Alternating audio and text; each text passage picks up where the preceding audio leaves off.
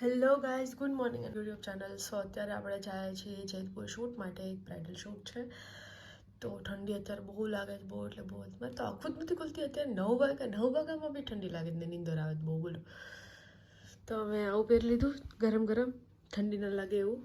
And હવે હું ભાર્ગવને ઉઠાડીશ, vlog upload કરીશ અને અમે નીકળશું.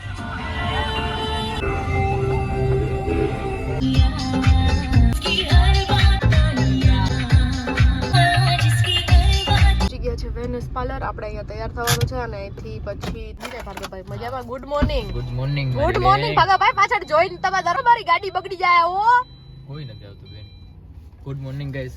આપણું મોર્નિંગ થયું જેતપુરમાં, એટલે જુનાગઢમાં જ થયું પણ અત્યારે જેતપુર આવી ગયા છે બેનનું શૂટિંગ કરવા. ગાઈસ શૂટિંગ કરવા. ચલો ચલો ઉતરો.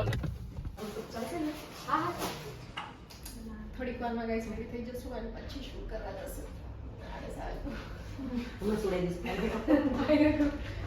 Okay done.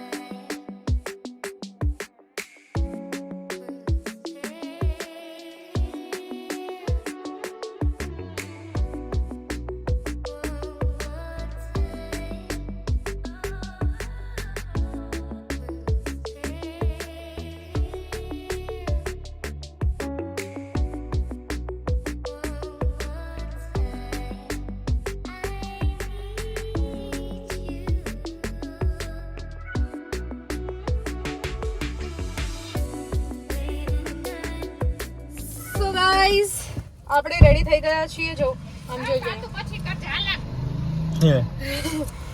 પાછળ થોડીક સીટ આગળ લઈ લે. ગાઈસ આજે ડિઝાઇન કર્યું છે એ મેડમ પાછળ બેઠા છે. જો અમારા ડિઝાઇનર મેડમ. હેલો. એન્ડ આ મેકઅપ આર્ટિસ્ટ છે આપણો. હાય કહી દો. હાય. તો આ હે આપણું, આ જો આખું લુક. પેલા લુક જોઈ લ્યો. અને આપણું લોકેશન અહીંયા.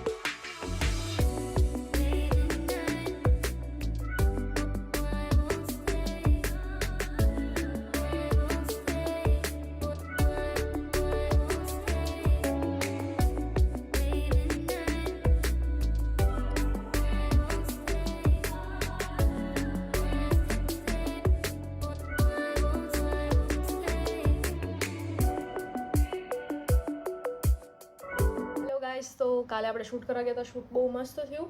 એન્ડ ઇફ યુ વોન્ટ કે હું તમારી સાથે બી શૂટ કરું, તો જેનું બી પાર્લર છે, જે બી ઈચ્છે છે કે પ્રિયંકા દીદી સાથે, કૃષ્ણ દીદી સાથે શૂટ કરવું છે, PCAtની ચેનલ છે નહીં, પણ ઇન્સ્ટાગ્રામ આઈડીમાં તમે જઈને મેસેજ કરી શકો, DM કરી શકો, કરી દઈશું કે કેવી રીતે વર્ક કરી શકીએ, તો અમે બી તમારા બ્રાઇડલ બની શકીએ.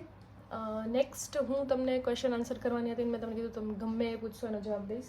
હું અત્યારે કમેન્ટ્સ જોતી હતી તો મેં કીધું ચલો તમને હું રિપ્લાય કરી દઉં. બધા આટલી મહેનત કરો છો દી, એટલે 50K તો શું 1 મિલિયન થઈ જશે. Thank you all time crush, thank you, love you. જે બી છે, મને નથી આમાં નામ નથી એમનું, તો થેન્ક યુ સો મચ. અને યસ, હું બ્લોગ બંધ જ નહીં કરું છું. હું મરીશ ને ત્યાં સુધી બ્લોગ બનાવીશ. કેમ નથી ચલાવતા?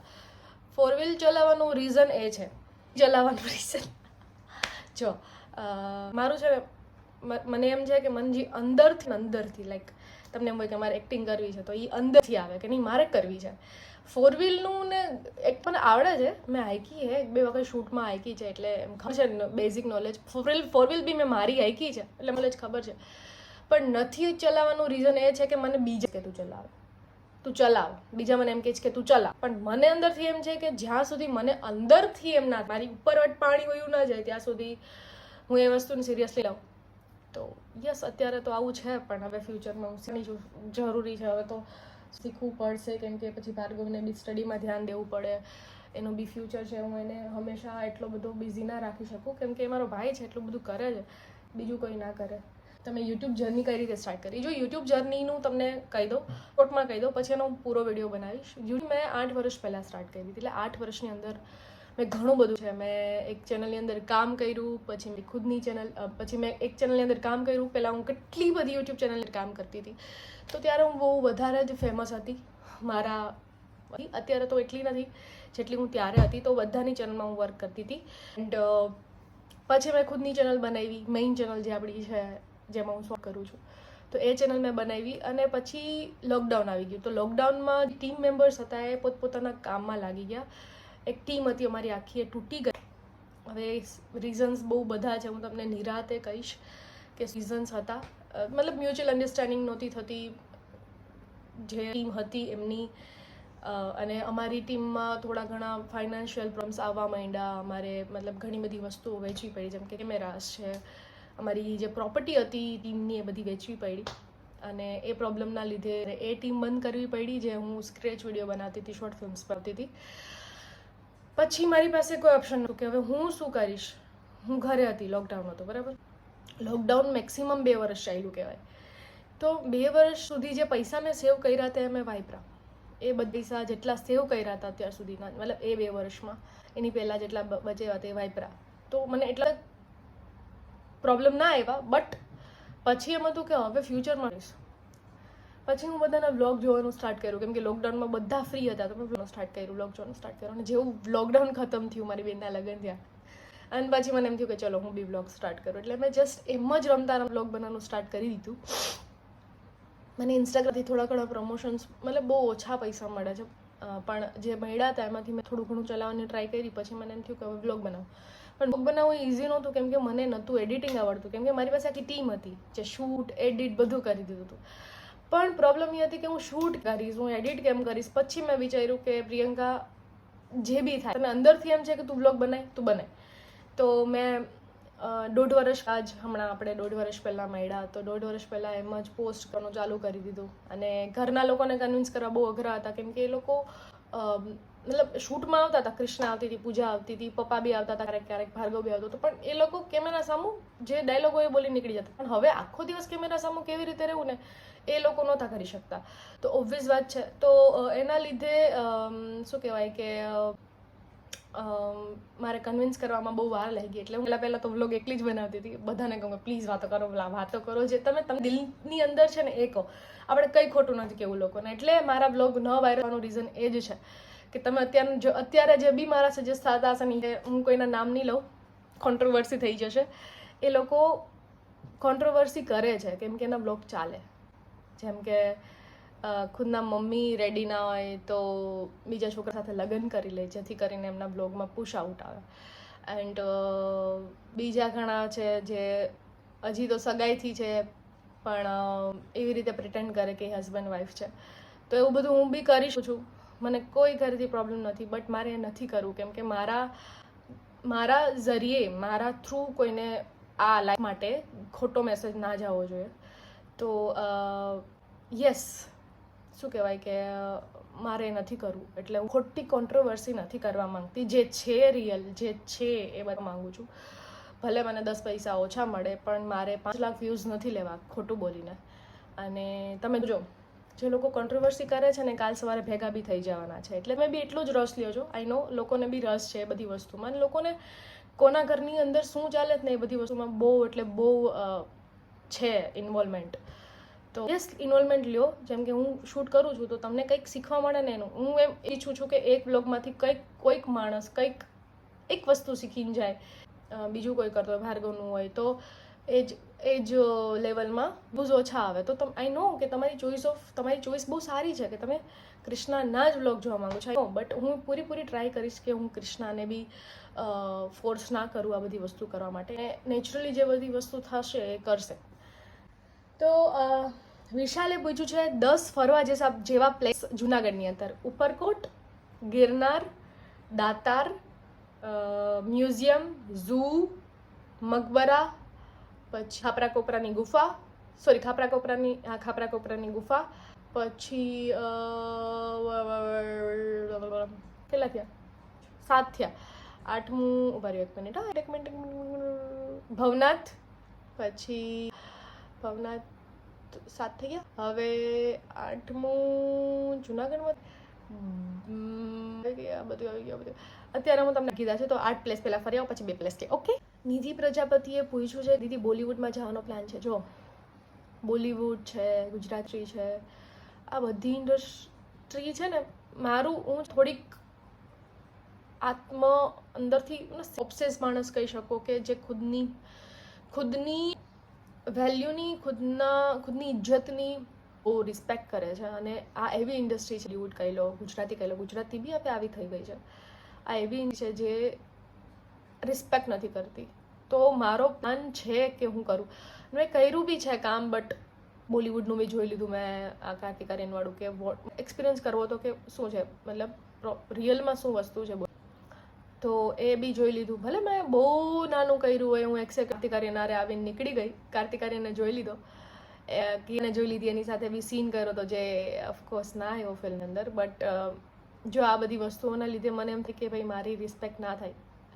અને બહુ ઓછા લોકો સાથે કામ કરવાનું રીઝન બી એ સાથે શૂટ નથી કરતી. મને ખબર છે ભાઈ, હું 10 વખત એ માણસને મળી લીધું, પછી એ માણસ સાથે શૂટ એટલા માટે કરું છું કે મને એમ લાગવું જોઈએ કે જ્યાં મારી રિસ્પેક્ટ હોય કામ કરું. એના જેના લીધે મારા ઘણા બધા સંબંધ બગડ્યા છે. હાલની તકે હમણાં ઘણા બધા સંબંધ બગડ્યા છે. બહુ મારા સારા એવા ફ્રેન્ડ્સ જેની સાથે મને એમ લાગ્યું કે મારી રિસ્પેક્ટ નહોતી, કે મને જે મળવું જોઈએ એને નહોતું મળ્યું. બદલાનું જે મેં કર્યું હતું એ બી જે મેં એના માટે કર્યું હતું એ લોકોએ શું કહેવાય કે કંઈ 1% બી વેલ્યુ ના કરી. એન્ડ પ્રોબ્લેમ પૂરું થઈ ગયું કે વોટેવર. ઘણા બધા મારા એવા ફ્રેન્ડ છે, તમે સમજી જશો, જેની સાથે મેં ઘણું બધું કામ કર્યું છે વિધાઉટ એની આશા કે મેં કોઈ પાસે 1 રૂપિયાની આશા નહોતી રાખી. બટ જે લોકોને તમારી સાથે રહેવું છે ગમે એ છૂટકે રહેશે, જે લોકોને નીકળવું જ છે, જેમ જવું જ છે એ જતા રહેશે.